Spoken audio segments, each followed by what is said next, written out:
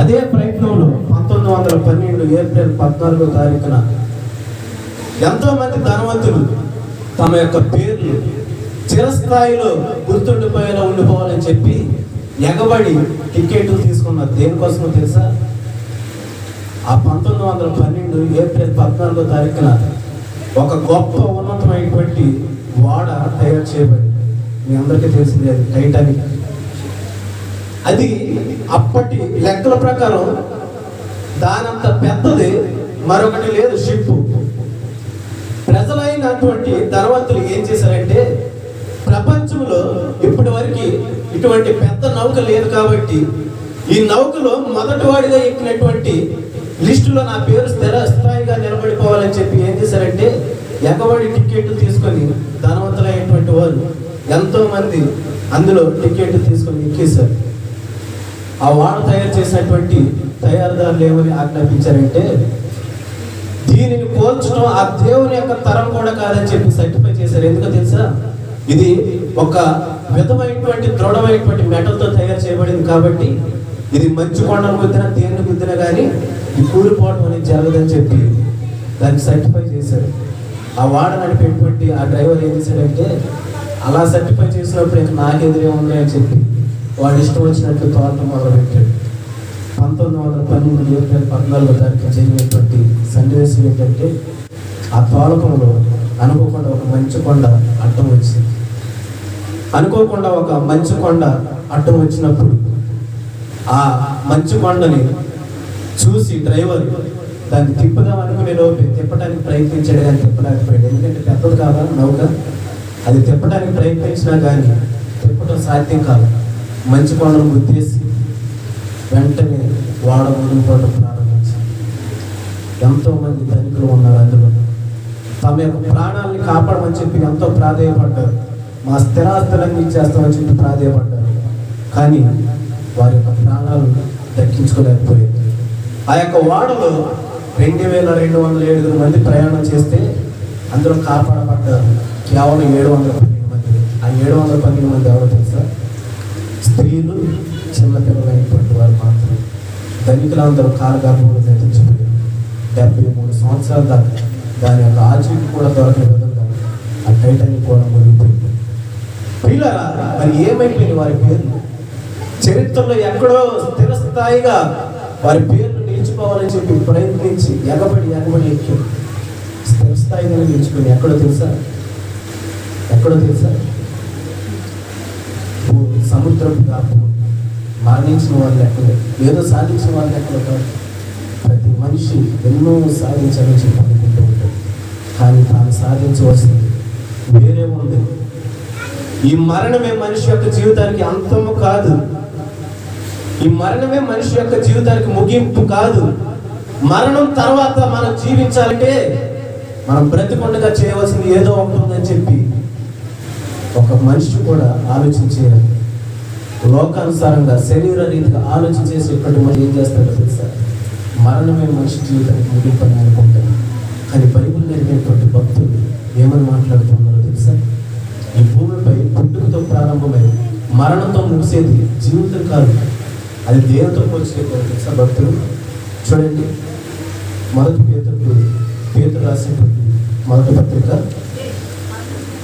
పేతురు రాసినటువంటి మొదటి పత్రిక 2వ అధ్యాయము 11వ వచనం నుంచి వాక్యలేఖనాన్ని చదివి ధ్యానించుకోండి.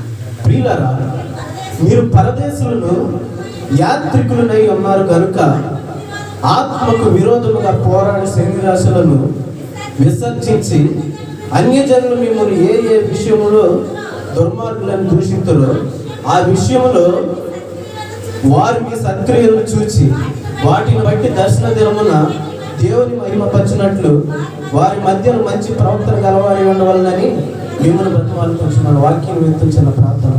మమ్మల్ని మిక్కిలిగా ప్రేమించిన మా ప్రియ పరలోకపు తండ్రి, మీ ఘనమైన అమూల్యమైన నిలిచినటువంటి సమయాన్ని బట్టి అయ్యా, చీరాల ప్రాంతం నుంచి ఈ యొక్క స్థలానికి మమ్మల్ని తోడుకుని వచ్చిన దేవ నీకు వందనాలు, స్తోత్రాలు. అయ్యా, నీ యొక్క వాక్య పరిచయం నిమిత్తమే అయ్యా నీవు మమ్మల్ని స్థానం ముందు నిలబెట్టి ఉన్నావు కాబట్టి చదవబడినటువంటి వాక్యాన్ని నిజంగా మేము అభివాదం ఉన్నాం అయ్యా. కాబట్టి ఒకసారి మీరు జ్ఞాపకం చేసుకొని ఈ చదవబడినటువంటి వాక్యాన్ని అయ్యా నీ యొక్క బిడ్డలకు వివరించేటువంటి జ్ఞానాన్ని విమోచన శక్తిని మాకు దయచేయండి ప్రభు. మాట్లాడేది నేను కదా మీరు నమ్మేవాళ్ళు కాబట్టి నాకు ముందుగా మీ నుండి అయ్యా ఈ యొక్క వాక్యం ద్వారా నేను బిడ్డలతో మాట్లాడి మీరే నాతో వహిస్తారని నా ప్రభుత్వం ప్రీతిమడ వేసి తీస్తున్నామంటే ప్రార్థించి అడిగించినాం తండ్రి. ఆమె చదవబడినటువంటి వాక్య లేఖనాన్ని మనం జాగ్రత్తగా పరిశీలన చేస్తే ఈ భూమి మీద ఏమై ఉన్నామంటే మనం పరదేశులమును యాత్రికులమై ఉన్నాము అని చెప్పి మాట్లాడుతున్నారు భక్తులు. మీది ఏ దేశం అంటే ఏమని చెబుతారు? మీరు అమెరికా వెళ్ళారు అనుకో, మీది ఏ దేశం అంటే ఏమని చెబుతారు? మరి భారతదేశం అంటారు.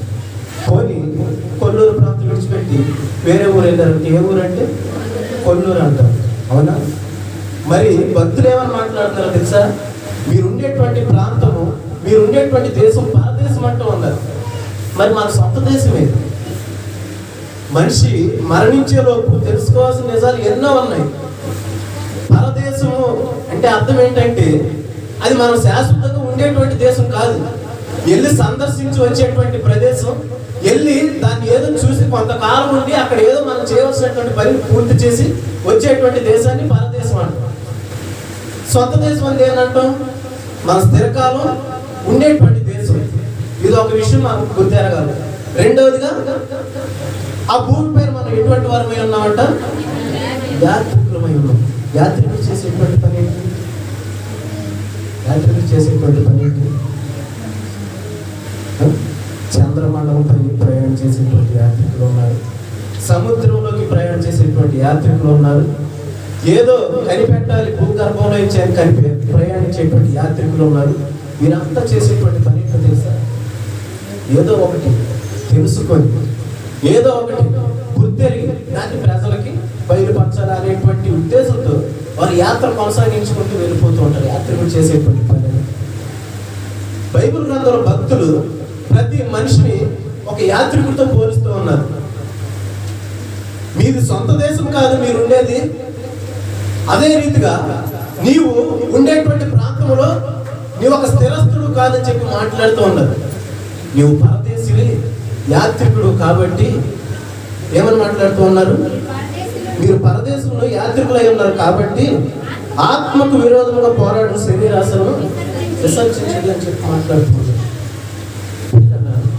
భూమిపైన ఒక క్రైస్తవుడు అనేటువంటి వాడు గుర్తెరవలసినటువంటి సత్యం ఏంటంటే ఈ దేశం మన సొంత దేశం కాదు, ఈ భూమి పైన మన స్థిరమైనటువంటి వారు కాదు అనేటువంటి విషయాన్ని మనం గుర్తెరగాలి. బైబిల్ గ్రంథంలో భక్తులందరూ అదే విషయాన్ని గుర్తెరిగి నడుచుకున్నారు.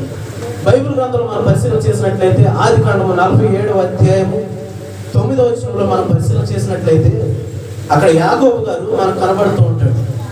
యాకోబు గారు ఫరో గారి దగ్గరికి వెళ్ళి నుంచొని ఉన్నప్పుడు ఫరో గారు యాకోబుని చూసి ఒక ప్రశ్న అడుగుతూ ఉన్నాడు.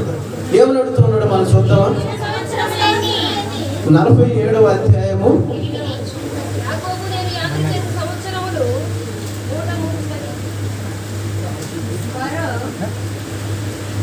8వ వచనం నుంచి మనం చదువుకుందాం.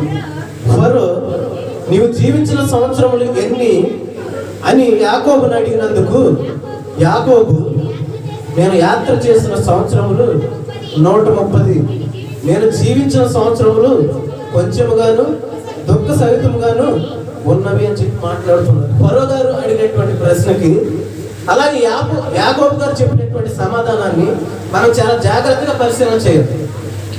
ఫరో గారు ఏమని ప్రశ్నించాడు?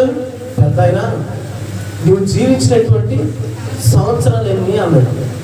అంటే ఫరో ఒక అన్యుడు కాబట్టి, బైబిల్ గ్రంథం ఏంటో తెలియని వాడు కాబట్టి, మరణించిన తర్వాత మరొక జీవితం ఉన్నది అనేటువంటి విషయాన్ని గుర్తెరగలేటువంటి వ్యక్తి కాబట్టి ఫరో ఏమనుకున్నాడంటే మనిషి యొక్క జీవితం మరణంలోనే ముగిస్తుంది కాబట్టి పెద్దయినా నీవు ఎంతకాలం జీవించగలిగే ఇప్పుడు దాకా చెప్పి ప్రశ్నించాడు ఫరో గారు. యాకోబు గారు ఏమన్నాడు తెలుసా? నేను 130 సంవత్సరాలు జీవించాలని చెప్పి చెప్పలేదు. యాకోబు గారు చెప్పినటువంటి మాట ఏంటంటే నేను యాత్ర చేసినటువంటి సంవత్సరములు 130. అంటే యాకోబు గారికి తెలుసు ఇది కేవలం ఒక యాత్ర మాత్రమే. మనుష్యుడు జీవించేటువంటి జీవితంలో ప్రతి మనిషి కొనసాగించేది ఈ భూమిపై యాత్ర అయితే ఈ యాత్ర ఎప్పుడు ముగిస్తుంది? మన సొంత దేశానికి మనం ఎప్పుడు వెళ్తాం? పరదేశమై ఉన్నటువంటి మనం మన యొక్క సొంత దేశానికి మనం ఎప్పుడు హక్కుదారులు అవుతాం? మనది ఏ దేశం, ఏ ప్రాంతం అనేటువంటి విషయాన్ని మనం గుర్తిరగాలి అంటే ఏం చేయాలి? ప్రతి మనిషికి ఇటువంటి ఆలోచన వస్తూ ఉంటుంది. మరణించిన తర్వాత మనిషికి మరొక జీవితం ఉందా? దైవజనులు ఎంతో ప్రయాసపడి ఎంతో కష్టపడి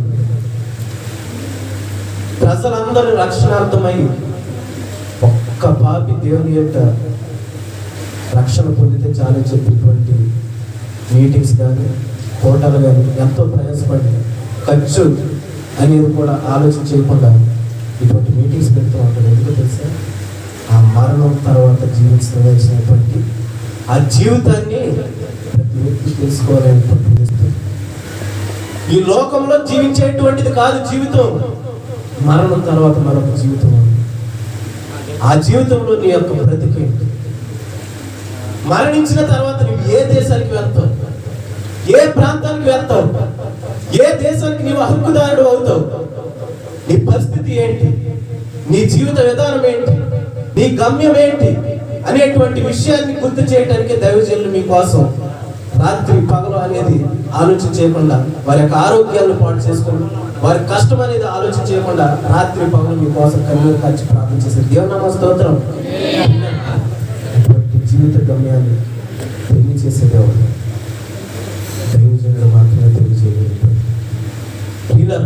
ప్రతి మనిషికి మరణించిన తర్వాత మనకు జీవితం ఉందా అనేటువంటి ఆలోచన వస్తూ ఉంటాం. దానికి గాను యేసుక్రీస్తు ప్రభువు వారు ఒక ఖచ్చితమైనటువంటి క్లారిటీ ఇచ్చేసారు. ఎవరో కాదు, యేసుక్రీస్తు ప్రభువు వారు ఒక ఉపమానం ద్వారా ఒక ఖచ్చితమైనటువంటి క్లారిటీ ఇచ్చేసాడు. అంతే.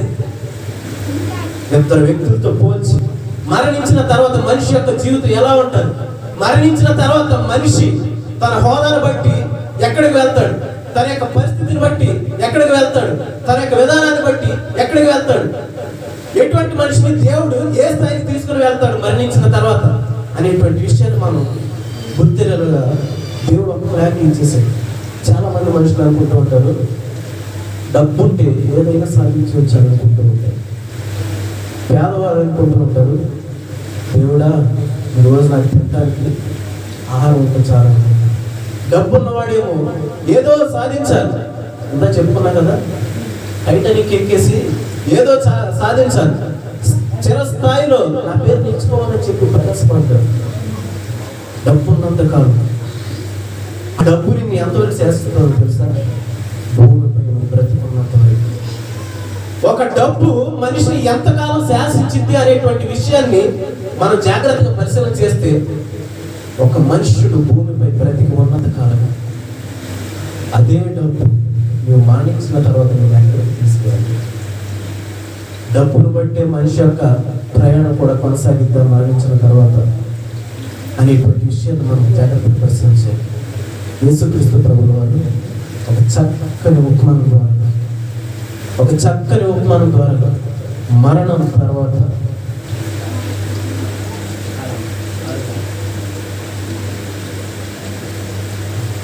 యేసుక్రీస్తు ప్రభువు వారు బైబిల్ గ్రంథంలో ఇచ్చి చక్కటి ఉపమానాన్ని చూపించారు.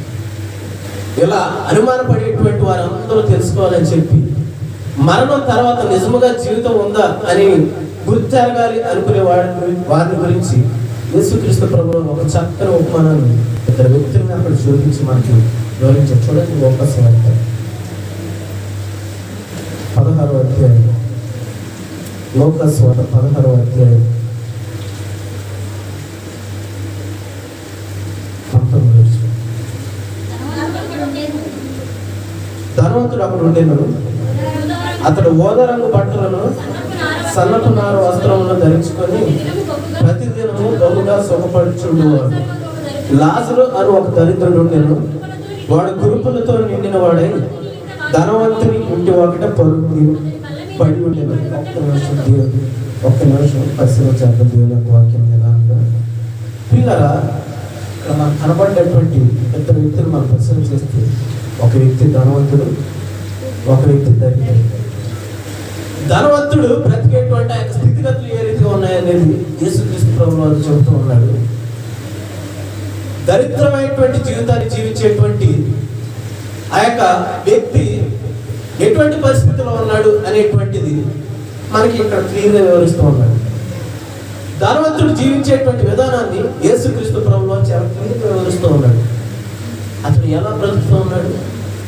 ప్రతిరోజు గోదావరి బట్టలు, సన్నపు నార వస్త్రాలు ధరించుకొని బహుదినం సుఖపడుతూ ఉన్నాడంట. అంటే ధనవంతుడిని మనం పరిశీలన చేస్తే, జాగ్రత్తగా పరిశీలన చేస్తే, వారి యొక్క జీవిత విధానం, వారు జీవించేటువంటి ఆ యొక్క లైఫ్ స్టైల్ ఎలా ఉండింది అనేది మనం పరిశీలన చేస్తే మీలో చాలా మందికి తెలుసు. చక్కని పరుపులు వాడుతూ ఉంటారు ఇంట్లో. ధనవంతుడు చేసేటువంటి పని ఏంటంటే, వాడికి ఏ రోజు ఏ కూర నచ్చిందో తెలియదు కాబట్టి ఇంట్లో పనివారు 10 రకాల కూరలు చేసి ఎప్పుడు రెడీగా పెడుతూ ఉంటారు.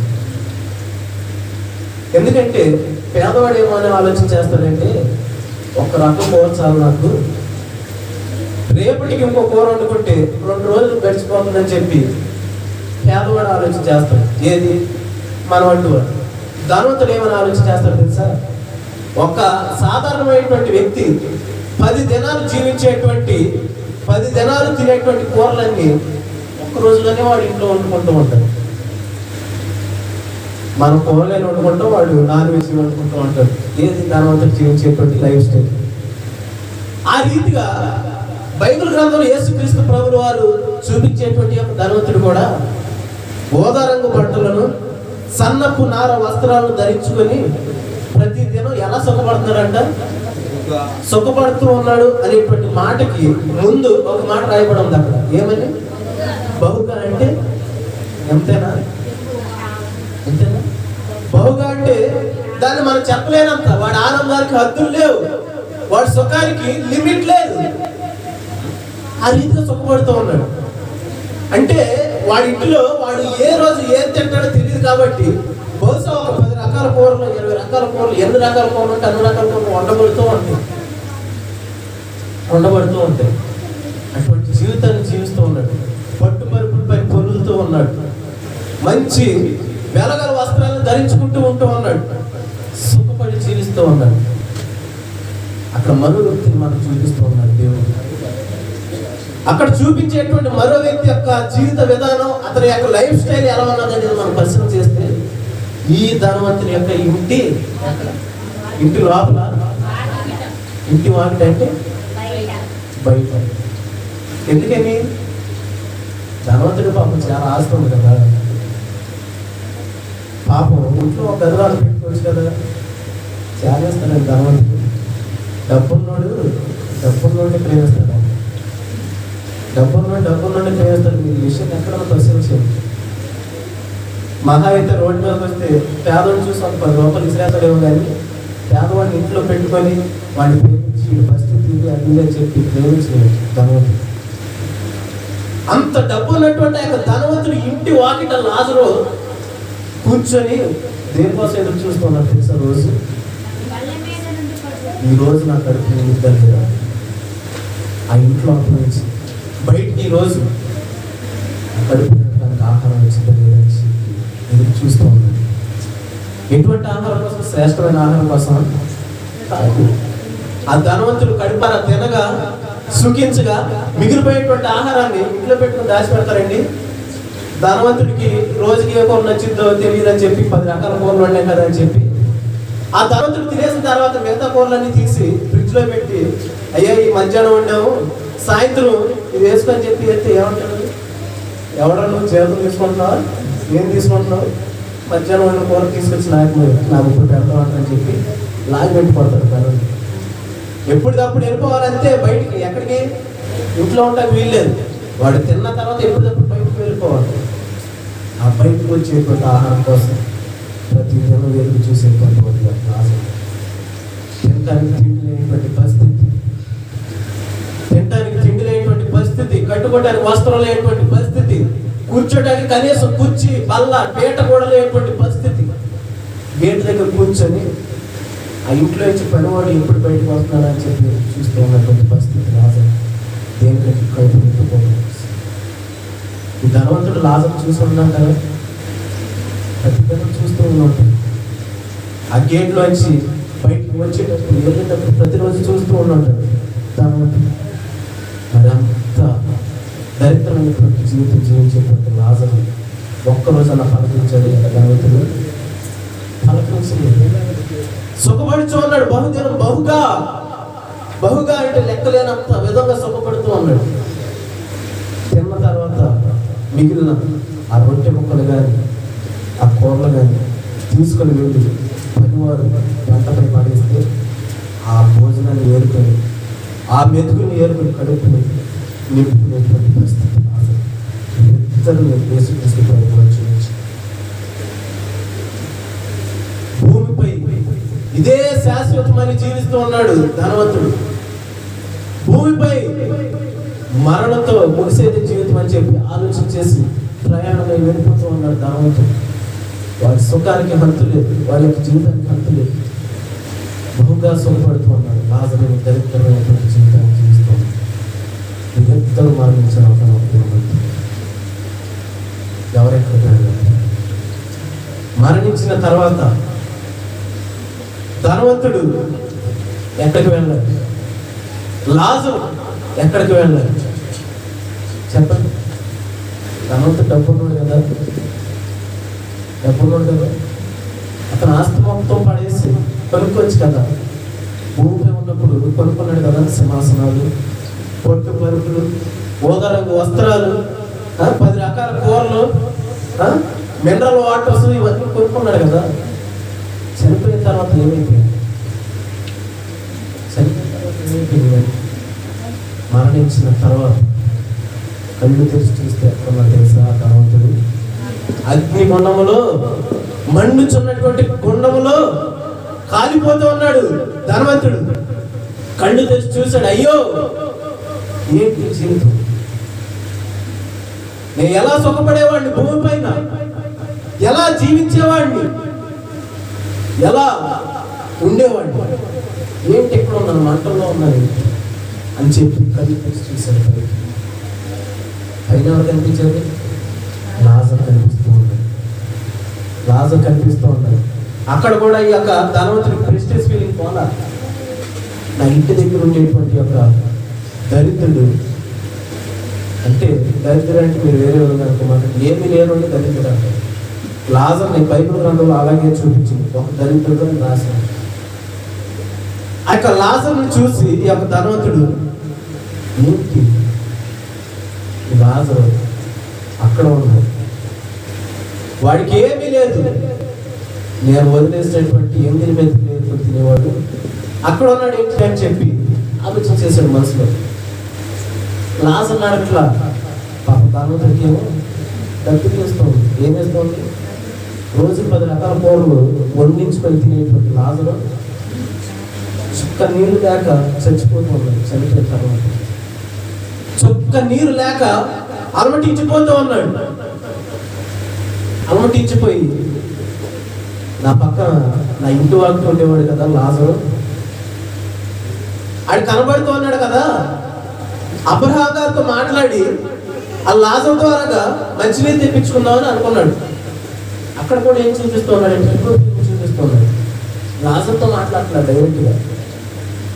ఈ యొక్క ధనవంతుడు లాజరుతో మాట్లాడట్లా, లాజరు పక్కన ఉన్నటువంటి అబ్రహాముతో మాట్లాడుతూ ఉన్నాడు. అయ్యో తండ్రి అయిన అబ్రహామా, నా యందు కనికరపడి. ఎవరు వేడుకున్నాడు? లాజరు వేడుకున్నాడు. అబ్రహాము గారితో సంప్రదింపులు చేస్తూ ఉన్నాడు. లాజరుతో మాట్లాడటానికి మొహం చిన్నపుచ్చుకున్నాడు. ఎందుకు తెలుసా? మనం ఒక వ్యక్తితో మాట్లాడాలంటే మనకి మొహం ఎప్పుడు చిన్నతనంగా అనిపించిందో తెలుసా? ఎప్పుడు చిన్నతనంగా అనిపించిందో తెలుసా? మనం సాయం చేయకుండా, మనం వాడిని పట్టించుకోకుండా, మనకి సాయం అవసరమైనప్పుడు అదే వ్యక్తికి సాయం అడగాలనిపించినప్పుడు మనకు మొహం చిన్నతనంగా అనిపించింది. మీరు గమనించింది? నేను చెప్పింది అర్థమైందా? నా భాష అంత స్పష్టంగా ఏముండదు, అందుకే అడుగుతూ ఉన్నాను. మనము రోజు చూసేటువంటి ఒక వ్యక్తి మన కళ్ళ ముందు ఉన్నాడు. వాడికి మనతో అవసరమైంది, మనం సహాయం అడిగాడు. మనం ఏం చేసామంటే నా దగ్గర ఏమో లేదురా పోరా అని చెప్పి పంపించేసాం. అదే వ్యక్తితో మనకు అవసరమైనప్పుడు ఆ వ్యక్తిని మనం సహాయం అడగాలంటే మనకి ఏమనిపించింది? మీరు చెప్పండి ఒకసారి. చిన్నతనంగా అనిపించిందా లేదా? ధనవంతుడిగానే అనిపించింది. లాజరుని అడగాలంటే చిన్నతనంగా అనిపించింది, మొహమాటం అనిపించింది. అబ్రహాం గారితో సంప్రదింపు చేస్తున్నాడు. తండ్రి అయిన అబ్రహామా ఆలోచించిపోతూ ఉన్నాడు. ఈ మంటల్లో కాలిపోతూ ఉన్నాను, నా నోరు ఎండిపోయింది. నా యందు దయించి, ఒక్కసారి నా యందు దయించి నీ పక్కన ఉన్నటువంటి లాజరు వేలి కొనుతో ఏం కావాలంటే నా నాలుకను దప్పిని తీర్చుకొని చెప్పి అడుగుతాను. ఉదాహరణ ఒక మాట మాట్లాడతాను. చిటికి వేలు నీళ్ళలో ముంచి బయటికి తీస్తే ఎన్ని వస్తాయండి? సరిపోతాయా నీళ్ళు? చెప్పండి. అక్కడ ఆ యొక్క ధనవంతుడు ఉన్నటువంటి సిచ్యువేషన్ ఏంటో తెలుసా? మంటల్లో కాలిపోతూ ఉన్నాడు. అంటే భయంకరమైనటువంటి సెగ. ఎండలో నడిచి, ఎండలో 1 కిలోమీటర్ దూరం నడుచుకుంటూ వచ్చినటువంటి వ్యక్తి సడన్ గా ఒక చోట ఆగి మంచినీళ్ళు తాగమంటే ఎన్ని నీళ్ళు తాగుతాడు చెప్పండి? ఉదాహరణ లీటర్ నీళ్ళు అన్నా సరే తెచ్చుకుంటే టక్క టక్క టక్క మనం కొట్టేస్తాం. అవునా కదా? మీరు ఎండలో ప్రయాణం చేశారు లేదు నాకైతే తెలియదు, కానీ ఉదాహరణకు చెబుతూ ఉన్నాను. ఎలా ఉంటుంది అతని దాహం? చాలా ఎక్కువగా ఉంటుంది. ఎండలో నడిచి వెళ్ళిన వాడికి అంత దాహం అనిపించి అన్ని నీళ్ళు తాగేస్తే మరి మంటలో కాని వాడికి ఎంత దాహంగా ఉంటుంది? సరిపోతాయి. చిటికిన వేలుతో ముంచి తీసి నేలపై వేసేటువంటి నీరు, ఆ చిటికిన వేలుతో ముంచి తీసి నేల మీద వేస్తూ ఉండగానే ఆ అగ్నిశాఖ కావాలని కానీ అతను అలా మాట్లాడుతాడంటే అతని బాధ ఎంత భయంకరంగా ఉన్నది ఆలోచించాడు. చిటికిన వేలుతో నీళ్ళు అంటే చిటికిన వేలుతో అమ్మ కొంచెం నీళ్ళు ఇవ్వండి అంటే ఏ వ్యక్తి కొంచెం నీళ్ళు ఇచ్చే తల్లి ఏం చేస్తుందంటే తృప్తిగా తాగినారు అని చెప్పి అతను తాగినంతే ఇచ్చింది. అవునా కదా?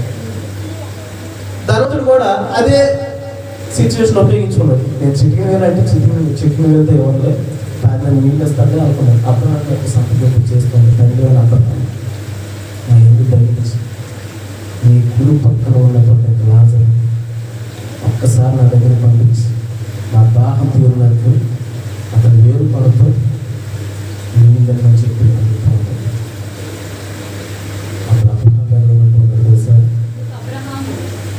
అందుకు అబ్రహాం కుమారుడా, నీవు నీ జీవిత కాలం అంతయు నీకు ఇష్టమైనట్టు సుఖము అనుభవించింది, అలాగనే లాజరు కష్టం అనుభవించినని జ్ఞాపకం చేసుకొనుము.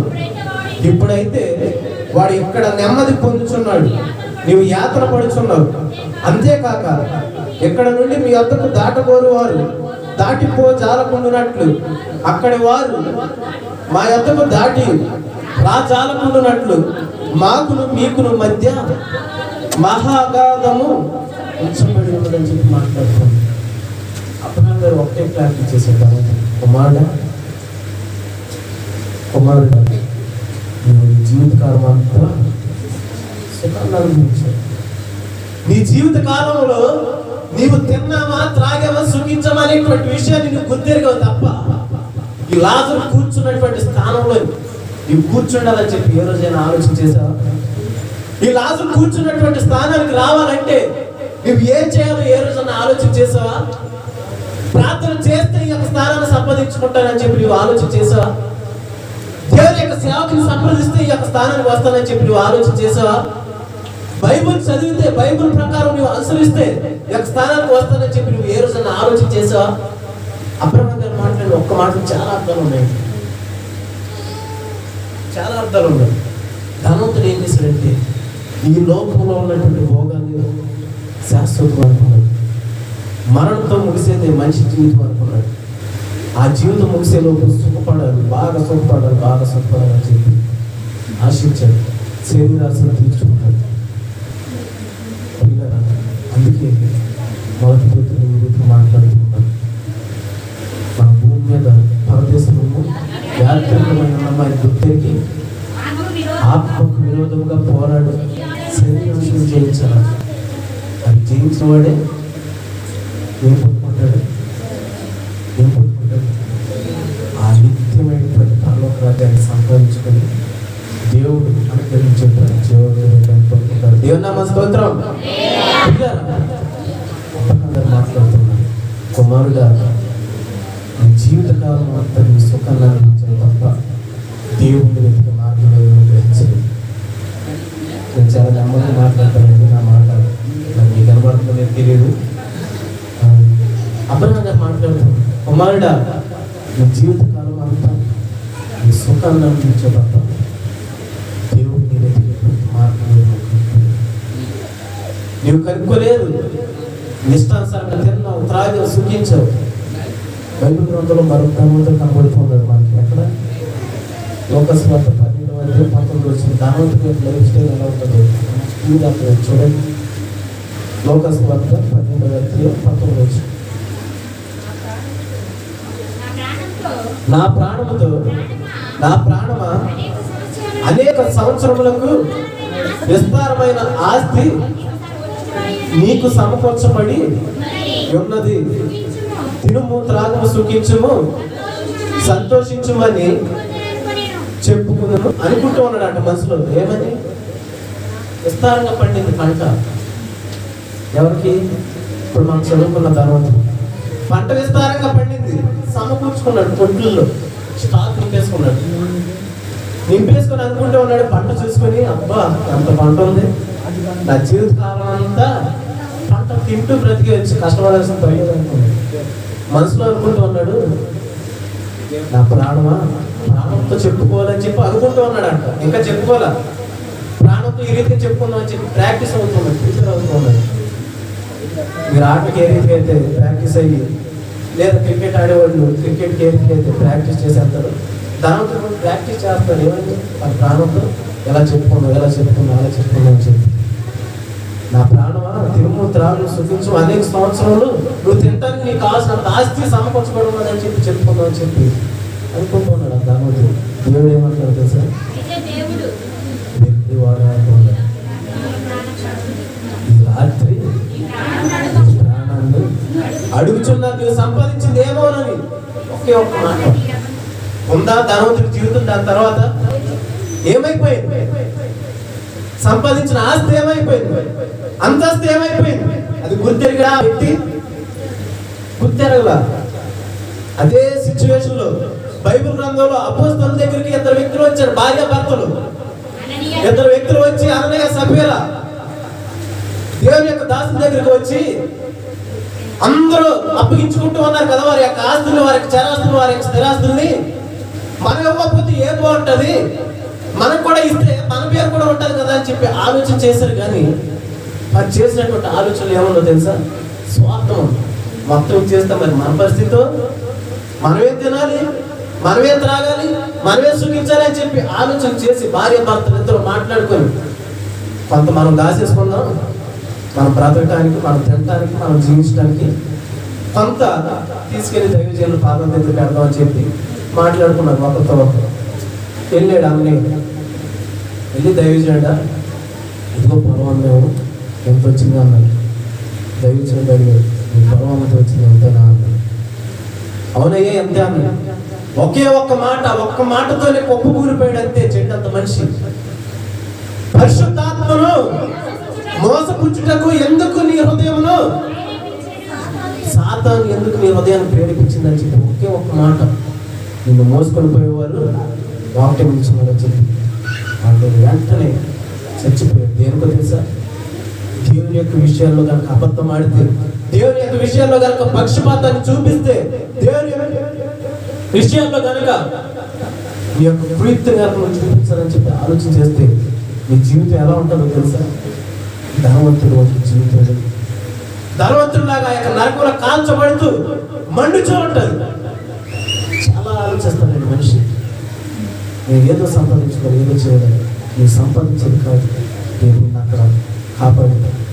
నువ్వు దేవుని దగ్గర ఏ రీతిగా ఇచ్చావు, నువ్వు దేవునికి ఏ రీతిగా సమర్పించుకున్నావు, నువ్వు దేవుని దగ్గర ఏ రీతిగా ప్రవర్తించావు, ఏ రీతిగా జీవించావు, ఏ రీతిగా ప్రార్థించావు. నిన్ను గురించి నీ సేవకుడు ప్రార్థించాడు కరెక్టే. మరి నీ ప్రార్థన జీవితం మా అయ్యగారు నా గురించి ప్రార్థన చేస్తానని నాకు అని చెప్పి మీలో చాలా మంది అంటూ ఉంటారు. మీ అయ్యగారు ఖచ్చితంగా ప్రార్థన చేస్తాను మీ అందరి గురించి. మరి నీ ప్రార్థన జీవితం ఏమైతే నువ్వు ఇచ్చేటువంటి కానుక ఏది? నువ్వు ఇచ్చేటువంటి కానుక ఏ మనసుతో ఇస్తూ ఉన్నావు? ఇలా గమనించండి, మీరు కానుక ఇవ్వకపోయినా పర్వాలేదు, కానీ ఇచ్చేటువంటి విషయంలో కనుక దేవుని దగ్గర పక్షపాతం చూపించారా అన్వేషకుల జీవితాన్ని మీరు జ్ఞాపకం చేసుకోండి. అది ఎంత భయంకరంగా ఉంటుందంటే, అననీయ వచ్చాడు, పేతురు గారు ఒకే ఒక మాట అన్నాడు, ఎందుకు ఈ అబద్ధం నాడి పరిశుద్ధాత్మను దొక్కపరిచావు, ఎందుకు మోసపుచ్చావు పరిశుద్ధాత్మని చెప్పి మాట్లాడితే ఒప్పుకోలేదు. భార్య వచ్చింది, భార్య అనేసి చెప్పింది ఏమనుకోండి. భార్య ఏముంది, ఇంతే ఏమన్నా మా ఆయన చెప్పలేదా నీకు? ఏముంది, మా ఆయన చెప్పాడు కదా ఇంతే అమ్మేవా. అవునా, ఇంతే అమ్మేవా? అలా ఆయన చనిపోయాడని తెలియదు. అప్పటికి తీసుకెళ్ళారు, పాతి పెట్టేశారు. అలా ఆయన చనిపోయాడని తెలియదు. మా ఆయన చెప్పాడు కదా ఎందుకు వచ్చిందమ్మ. నీ పెళ్లికి మోసపోయిన వారు ఇంకా బయటే ఉన్నారు, నిన్ను కూడా తీసుకుపోతారు అందరు. ఒకే ఒక మాట అయిపోయింది. ఎంత భయంకరంగా ముగిసినాయి అంటే వారి యొక్క జీవితాలు చరిత్రలో చెప్పుకొని అంత భయంకరంగా ముగిసినాయి. ధనవంతుడు కూడా అలాగే భ్రమపడుచు ఉన్నాడు. నా ప్రాణమా తిను త్రాగు సుఖపడు అని మాట్లాడుతూ ఉన్నాడు, గర్వంగా చెప్పుకుంటూ ఉన్నాడు. అబ్బా నాకు తిరిగేముంది, ఎదురేముంది, భయమేముంది చెప్పి సంబరపడిపోతూ ఉన్నాడు. తన కాస్త అంతస్తులు చూసుకొని రాత్రే నీ ప్రాణంని అడుగుతున్నారు, నీ సంపాదించింది ఏమైతుంది అయిపోయింది. అంత ధనవంతుల యొక్క జీవితం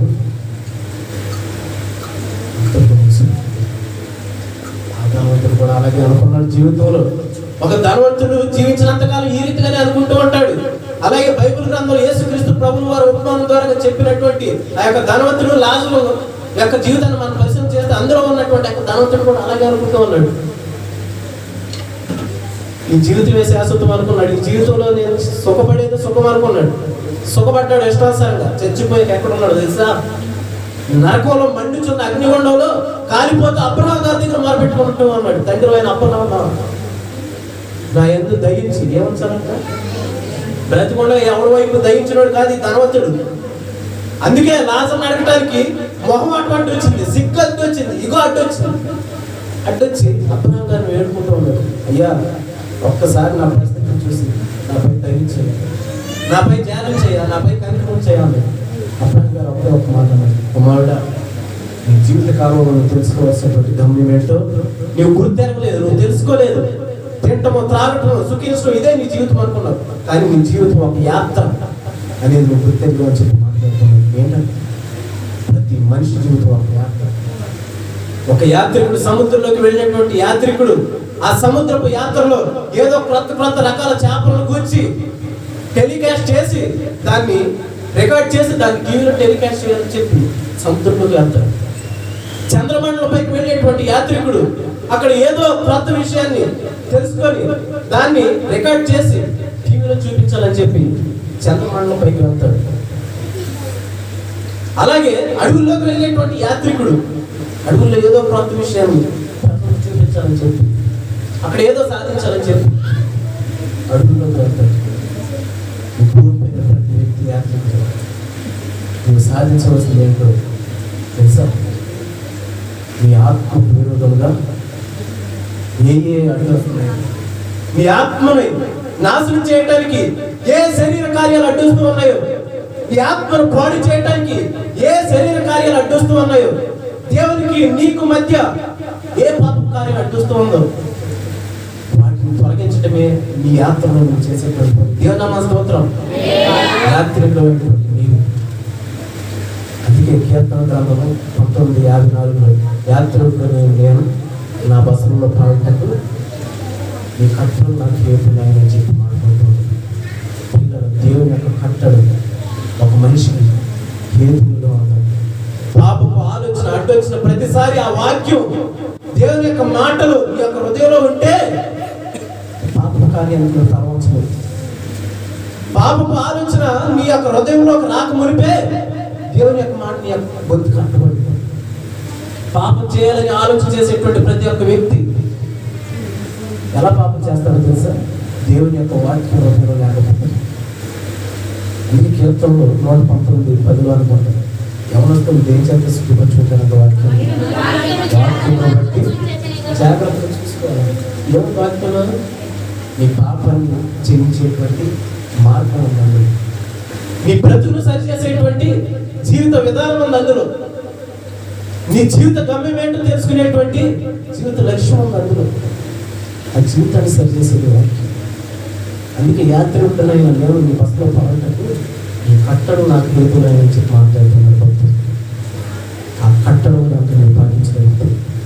పాపపు కార్యం ఈ యొక్క యాత్రలో ఈ జీవితాన్ని కట్టించేటువంటి ప్రజలు ఆ పాపపు కార్యం జీవించాలి. ఒక వ్యక్తి బహుమతిని గెలుచుకోవాలంటే అందరినీ ఓడించాలి. దేవుని యొక్క రాజ్యాన్ని సంపాదించుకోవాలంటే ఓపికతో పరిగెట్టాలి. ఎక్కడికో తెలుసా? యేసు వైపు చూసి పందెంలో ఓడిపోకుండా పరిగెత్తాలి. నా సహోదరుడు నాకు చర్చించేటువంటి అమ్మలు అక్కలు ఏమన్నా ఆలోచన చేస్తారు తెలుసా? ఏ అమ్మ ఎందుకు రాలేదని చెప్పి అడిగారు. అంటే అయ్యో మా అక్క లేదండి ఈరోజు, నేను ఒక్కదాన్ని ఏమొస్తానని చెప్పి ఆగిపోయింది. సార్లు ఎలా ఉంటాయి సార్? మరొక అమ్మని అడిగితే అయ్యో బట్టలు పోయిపోయిందమ్మ. 7 రోజులు 6 రోజులు ఖాళీగా ఉంటారు. ఎక్కడ లేని బట్టలు 4 వరకు పోగేసి ఉతుకో ఉతుకో ఉతుకో ఉతుకో అని ఉతుకుతూ ఉంటారు. ఎప్పుడు వస్తారు తెలుసా? అయ్యారు ఆమె అంటాడని 10 నిమిషాలు కూర్చుంటుంది. ఏమ్మా ఇప్పుడు అయ్యారు చాలా బట్టలు ఉన్నాయి, ఉతుక్కొని వచ్చారు. ఇవన్నీ రేపు దేవుడి దగ్గర ఎలా జీవితాడు? ఏమ్మా ఎన్ని రోజుల మందిరానికి వచ్చావంటే నేను రోజు వచ్చిన అయ్యారంటే నేను రోజు వచ్చాను ప్రభు అంటే దేవుడు ఏమంటాడు సార్? ఒక్కరోజు కూడా నీకు ఆశ లేదు అంటే. ప్రార్థన ఎప్పుడైతే అయ్యగారు ప్రార్థన చేయడం మొదలు పెడతాడో ప్రార్థనకు ఆశపడదు. దేవుడు దాన్ని చూస్తాడు. నేను వాక్యం టైంకి వచ్చాను, వాక్యం అయిపోతున్నానుగా వచ్చాను, ఎలాగైతే వచ్చాను కదా అన్నది స్కూల్లోకి వెళ్ళేటువంటి పొరలోనికి ఎప్పుడైనా హాజరుపడతానికి చదువుకుంటూ ఉన్నారు కదా. చెప్పండి, 9ంటికి స్కూల్ అనుకో, 9:30కి వెళ్తే హాజరుపడిద్దా? ఇప్పుడు టెక్నిక్స్ చేసేస్తారు, అప్సెట్ పడిపోతుంది. మరి 10 గంటలకి ప్రారంభమైనటువంటి ప్రార్థనకి 10ంటికో 11ంటికో నాకు తెలియదు కానీ 10ంటికో లేదా 11ంటికో 10 గంటలకు ప్రారంభమయ్యేటువంటి ప్రార్థనకి ఆ ప్రార్థనే ప్రతి మనిషి యొక్క జీవితానికి హాజరు. ఆ హాజరుకి నీవు అందుకోకుండా నేను ప్రార్థనకు వచ్చేసానని చెప్పి నేను దేవుడికి సమాధానం చేయడం అంటే సార్ నువ్వే ఆప్షన్ చేయాలి. నువ్వు ఫెయిల్ అయితే ఎక్కడ ఉంటాడు? అక్కడే ఉంటాడు. మనిషి యొక్క జీవితం కూడా అంతే. నువ్వు ఫెయిల్ అన్న వరకు ధనవంతుడు ఉన్న ప్లేస్లో ఉంటావు, ధనవంతుడు ఉన్న స్థానంలో ఉంటావు. సేవకుని సాగులు చెబుతావు, సేవకుని మబ్బి పెడతావు. దేవుడిని మబ్బి పెట్టగలవా? దేవునికి సాగు చెప్పగలవా? పరిశీలన చేయండి. ఈ యొక్క యాత్రలో నువ్వు చేసేటువంటి పనులేంటో. నీ పనులు ప్రాముఖ్యమా, దేవుడు ప్రాముఖ్యమా? ఈ యాత్రలో నువ్వు చేయవలసినటువంటి పనికి నీకు ఆటంకం చేసేది ఏంటి? నీ యొక్క ఆత్మకి విరోధముగా చేసేటువంటి కార్యాలు ఏమిటి? ధనవంతుడు ఏడుస్తూ ఉన్నాడు. సమయం అయిపోయింది, వచ్చే సమయం. ధనవంతుడు ఏడుస్తూ ఉన్నాడు, ప్రాధేయపడుతూ ఉన్నాడు. అయ్యా తండ్రి, నా పిల్లలు ఒక్కసారి నాయన ప్రేమించి కనికరం చూపించి నా నాయకులు చాలా ఇష్టంగా లాజరుపడిపోయాను. అపహ్యంగా నీ జీవితకాలం అంతా నువ్వు సుఖపడ్డావు, కానీ నీ ఆత్మకు విరోధంగా అడ్డు వచ్చేటువంటి శరీర కార్యాలు నువ్వు చేయించలేకపోయావు. నీ యాత్రలో నువ్వు చేయవలసి చేయలేకపోయావు కాబట్టి లాజరు ఎక్కడ. మరి లాజరు ఏం చేశాడు? ప్రతి దినం ఆహారం కోసం ధనవంతుడి యొక్క ఇంటి వాకిట ఉన్నవాడు, ఆకలిగా ఉన్నవాడు మొర ఎక్కడ ఉంటుందో తెలుసు? దేవుని దగ్గర మొరపెట్టాడు. పూర్వం మొరంటారు, దేవుని దగ్గర మొరపెట్టుకుంటాడు. అంటే ఆహారం లేనివాడు మొర, కూలివాడు మొరే దేవుని దగ్గర మొరపెడితే, ఏమీ లేనటువంటి దరిద్రమైనటువంటి పరిస్థితుల్లో ధనవంతుని ఇంటి వాకిట ఉన్నటువంటి అక్కడ లాజరు యొక్క మొర మొరపెట్టుకున్నది అంటాం. దేవుని దగ్గర మొరపెట్టాడు. ఆ మొరే అక్కడ నిలబెట్టాడు. ఈ లోకంలో సంపాదించింది నేను ఎక్కడ ఉంచొచ్చేమో, కానీ చనిపోయిన తర్వాత నేను ఉంచాడు అక్కడ. నీవు ఈ లోకంలో దేవుని దగ్గర ఈ స్థానాన్ని సంపాదించుకోవాలంటే నేను చేయవలసిన చాలా ఉంది. అబ్రహాం గారికి మాట్లాడినప్పుడు భగవంతుడు అంటున్నాడు, అయ్యా నా జీవిత కాలంలో నా యాత్రలో నేను ఆ విషయాలు తెలుసుకోలేకపోయాను. నా జీవితం ఎలా అయిపోయింది. నీవు కనుక చనిపోయిన వారిలో నుంచి ఎవరినైనా, నాకు ఎంతమంది 5 సహోదరులు, నాకు ఇంకా 5 సహోదరులు ఉన్నారు. ఇక్కడ చనిపోయిన వారిలో నుంచి కనుక ఎవరినన్నా ఒకరిని నా సహోదరుల దగ్గరికి పంపిస్తే ఇక్కడ ఉండేటువంటి పరిస్థితి ఏంటి, చనిపోయిన తర్వాత మనుషులు ఏ రీతిగా ఉంటారు, ఎలా ఉంటారు అనేది నా సహోదరులకు వివరిస్తారు. వాళ్ళన్నా సరే వారి యొక్క జీవిత యాత్రలో వారి గమ్యం ఏంటనేది తెలుసుకోగలుగుతారని చెప్పి అబ్రహాం వేడుకుంటూ ఉన్నాడు. నేను ఒక మాట అడుగుతాను, అబ్రహాం గారు ఈ యొక్క ధనవంతుడు అడిగిన ప్రకారంగానే దేవుడు చనిపోయిన వారిలో నుంచి ఒక వ్యక్తిని ధనవంతుడి యొక్క సహోదరుల దగ్గరికి పంపించాడు అనుకో. వేరే విధంగా ఏమవుతుంది, ఉదాహరణకి ఒక 10 దినాల క్రితం మన ఊళ్ళో ఒక వ్యక్తి చనిపోయాడు అనుకోండి. చనిపోయిన వ్యక్తి 10 దినాల తర్వాత సమాధి చేసాం, అన్నీ చేసాం. 10 దినాల తర్వాత మీ ముందు వచ్చి నుంచుంటే మీరు ఏ యాక్షన్ చెప్పండి. అమ్మ నాయన బాగా మంది వచ్చాయి, నా తండ్రి అది అని చెప్పి వాటేసుకొని కావు తీసుకొని ముద్దు పెట్టుకుంటారు కదా మీరు. మీకు ధైర్యం ఇంకా పెట్టుకుంటారు. ఏం చేస్తారు, దయ్యం వచ్చేస్తుందని చెప్పి ఆకుండా పరిగెడతాడు. పరుగు బంధువులు పరిగెత్తలేనోడు కూడా ఆ టైంలో దానికంటే వేగంగా పరిగెడతాడు. ఎందుకు తెలుసు, వాడి ప్రాణం ముఖ్యం వాడికి. అలా ఉంది ధనవంతుడు అడిగేటువంటి విధానం. చనిపోయిన వాళ్ళు నుంచి ఆ సహోదరుల దగ్గరికి అనుకో ఆ వ్యక్తిని కింద చదవాలని ఉంటుంది, కింద రాయబడి కొంచెం పైకి చదవమ్మా. అప్పుడు అతడు, తండ్రి అలాగైతే నాకు 5 సహోదరులు ఉన్నారు, వారిని వేదనకరమైనటువంటి స్థలంలోకి రాకున్నట్లు వారికి సాక్ష్యం ఇచ్చుటకు నా తండ్రి ఇంటికి వారిని పంపవలనని వేడుకొంచున్నానని చెప్పి మాట్లాడుతున్నాడు. ఎవరిని పంపాలంటే చనిపోయిన వాళ్ళ నుంచి ఒకరు పంపాలి. పంపితే రియాక్షన్ ఎలా ఉంటుంది, దయ్యం అని చెప్పి పారిపోతాడు. అబ్రహాం గారు ఏమంటారు తెలుసా, అయ్యా వాళ్ళకి సాక్ష్యం ఇవ్వటానికి, ఈ వేదనకరమైనటువంటి పరిస్థితి ఏంటనేది తెలియజేయటానికి ఎవరున్నారంట, మోషేయు ప్రవక్తలు. ఎవరు వీళ్ళందరూ ఈనాడు ఈ స్థానంలో నిలబడి ఉన్నదే ఇటువంటి వాళ్ళు. ఆ మార్గం, ఆ యొక్క వేదనకరమైనటువంటి పరిస్థితి నుంచి తప్పించేది ఎవరు సేవకుడు. నువ్వు ఎంతవరకు లక్ష్య పెడుతూ ఉన్నావు నీ సేవకుల యొక్క మాట, ఎంతవరకు లక్ష్య పెడుతూ ఉండవు. అందుకే బైబిల్ గ్రంథంలో మీ పైన నాయకులుగా ఉన్నవారు మీ ఆత్మలను కాయిస్తున్నారని చెప్పి మీకు తెలియదు అని చెప్పి మాట్లాడుతున్నారు. మీ ఆత్మలు అనుక్షణం కాస్తుంటారు మీ పైన నాయకులుగా ఉన్నవారు. ఎందుకో తెలుసా, ఆ ఆత్మ పాతాళానికి జారిపోతుంది. అదే రీతిగా మాట్లాడుతున్నారు అబ్రహాం గారు. సహోదరుడా, నీ సహోదరులు చెప్పడానికి మోషే వంటి ప్రవక్తలు ఉన్నారు.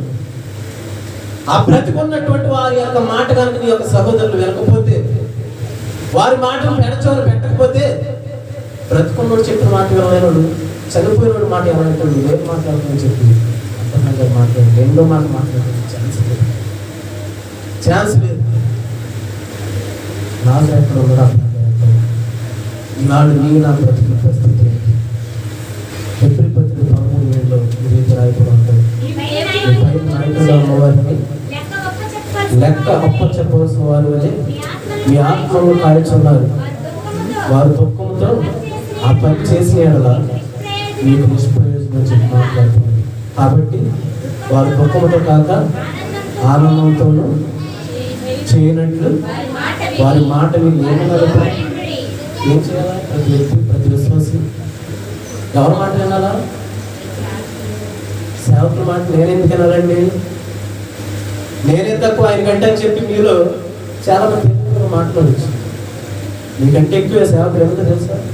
నీ ఆత్మ పుత్రవాడు, నీ ఆత్మను కాసేవాడు ఉన్నాడు. కాబట్టి ఈ ఆత్మను కాసేటువంటి సేవకుడు కనుక నీ నిమిత్తం కనుక దుఃఖపడితే అది నీకు జయమవుతుందా? ఏమండి, నేను ఎందుకు ఇవ్వాలి దశభాగం అని చెప్పి మీరు మాట్లాడవచ్చు. ఈ ఆత్మను కాసేవాడుగా ఉన్నాడు సేవకుడు. అది దేవుని సొమ్ము అని చెప్పి బైబిల్ గ్రంథంలో చాలా చోట్ల రాయబడం తీసుకున్న సబ్జెక్ట్ అది కాదు. కాబట్టి నేను దాని గురించి ఎక్కువగా చెప్పాలనుకుంటే సమయం కూడా అయిపోయింది. కాబట్టి నేను ఎందుకు ఇవ్వాలి, ఎందుకు చేయాలి, ఎందుకు మాట వినాలని చెప్పి మేము మాట్లాడుతూ ఉంటాం కదా. నీ ఆత్మకు ఉత్తరవాదిగా ఉన్నటువంటి సేవకుడు, నీ ఆత్మను కాసేవాడిగా ఉన్నాడు కాబట్టి సేవకుడు, నీ ఆత్మ గురించి లెక్క అప్పచెప్పేవాడే ఉన్నాడు కాబట్టి సేవకుడు. నువ్వు లోపడాలి నీ సేవకుడు, నీ వినాలి నీ సేవకుని యొక్క మాట. నువ్వు భయపడాల్సిందే, తప్పదు, భయపడాల్సిందే. ప్రపంచాన్ని పరిపాలించేటువంటి చక్రవర్తి నెబుకద్నెజర్ సైతమే ఏం చేశాడు? నేల బోర్ల పడి సాష్టాంగ నమస్కారం చేశాడు. ఎవరికి తెలుసా? దాని దేవుని సేవకుడు. దేవుని సేవకుని యొక్క పరిస్థితి ఏ రీతిగా ఉంటుందో తెలుసా? అతను తెలుసుకుంటే నిన్ను నుంచున్నోడు కూడా దేవుని దగ్గర సాష్టాంగ పడిగా చేస్తాడు. అది దేవుని యొక్క సేవకుడు. దేవుని నామస్తోత్రం. నెబుకద్నెజర్ రాజు చంపేస్తాను అందరిని, ఒక్కడు కూడా మిగిలిన దర్శన భావం చెప్పకపోతే అన్నాడు. దర్శన భావం చెబితే ఏం చేశాడు తెలుసా? నీ దేవుడే దేవుడు, నీ దేవుడే పరిశుద్ధుడు అని చెప్పి ఆశ్చర్యపోయి ప్రజలందరూ చేయలేనిది, మనుషులందరూ చేయలేనిది, మాంత్రికులు చేయలేనిది, అదే రీతిగా ఆ యొక్క స్థానాల్లో ఉన్నవారు చేయలేనిది నువ్వు చేసావంటే నీ దేవుడు సామాన్యమైన వాడు కాదని చెప్పి సాష్టాంగపడి నమస్కారం చేశాడు. దానియేలు అలా నిలబడ్డాడు. షడ్రకు మెషకు అబేద్నెగోలు కూడా అలాగే నిలబడ్డాడు. నీ దేవుడే పూజింపదగినవాడు అని చెప్పి సింహాసనంపై నుంచి దేవుడు నీ సేవకుడికి నీవు ఏ రీతిగా గౌరవిస్తున్నావు, నీ సేవకుడికి నీవు ఏ రీతిగా లోపడుతున్నావు అనేటువంటి విషయాన్ని గుర్తెరిగి వారి మాట లోబడి, నీ ఆత్మ వారి చేతిలో ఉన్నది కాబట్టి వారి మాటకి విధేయుడివై దేవుని యొక్క సేవకుని యొక్క మాట చిత్తానుసారంగా దానికి నువ్వు నడుచుకోగలిగితే నీ ఆత్మ ధనవంతుడు అనే అర్థానికి పోకుండా ఆ నిత్య రాజ్యంలో ఉన్నతమైన స్థలంలో కిరీటం ధరించుకొని కూర్చోండి. దేవుని నామ స్తోత్రం. దేవుని ప్రతి వాక్యాన్ని జీవించగాక చిన్న ప్రార్థన చేసుకొని దైవజనులు పంపించుకోండి. మమ్మల్ని మిక్కులుగా ప్రేమించిన మా ప్రియ పరలోక తండ్రి, మీ ఘనమైన అమూల్యమైన మీరు ఇచ్చిన సమయాన్ని బట్టి మీకు వందనాలు. ఈ భూమిపైన మేము పరదేశంలో యాత్రికులు అయ్యా ఉన్న విషయాన్ని మేము గుర్తారు. అయ్యా మా జీవిత కాలం అంతా మేము సుఖాన్ని అనుభవిస్తుంటాము. అయ్యా స్వచ్ఛమైనటువంటి జీవితం ఇదే అనుకుంది మేము తాపత్రయపరచు ఆ నిత్య మార్గాన్ని చేరుకునేటువంటి గమ్యస్థానాన్ని గుర్తారు లేని వారిగా గుడ్డి వారిగా మిగిలిపోతూ ఉన్నప్పుడు మా సేవకుల యొక్క మాటలు మేము పెడచమని పెట్టి, మా దైవజనుల యొక్క మాటలు మేము పెడచమని పెట్టి, మా ఇష్టానుసారమైనటువంటి జీవితానికి మేము లోబడి అదే ముఖ్యమనుకుని అదే ప్రాముఖ్యత అనుకుని మా ఇష్టానుసారమైనటువంటి జీవితం మేము మునిగిపోతూ ఉన్నాం. ఒక్కసారి మా యొక్క పాపను మనం చెప్పినైనా సరే ఈ సేవకులు భయపడి, ఈ సేవకులు లోబడి అయ్యా వారు చేసేటువంటి ప్రతి ఒక్క పని ఆనందంగా చేయడానికి నేను సహకరించినట్టు, మేము ప్రార్థించినట్టు మీరు కోపం చూపించి బలపరిచి సహాయం చేయండి. అయ్యా అదే రీతిలో మా యొక్క జీవితం అయ్యా నీ చేతిలో అప్పగించుకుంటున్నప్పుడు నా తర్వాత మాట్లాడగలిగినటువంటి మాట్లాడగలిగినటువంటి ఆక్షేపణ దయచేసి మీరే నడిపిస్తారు. మా ప్రభుత్వం ప్రియమైన వేసుకుంటున్నాను ప్రార్థించండి.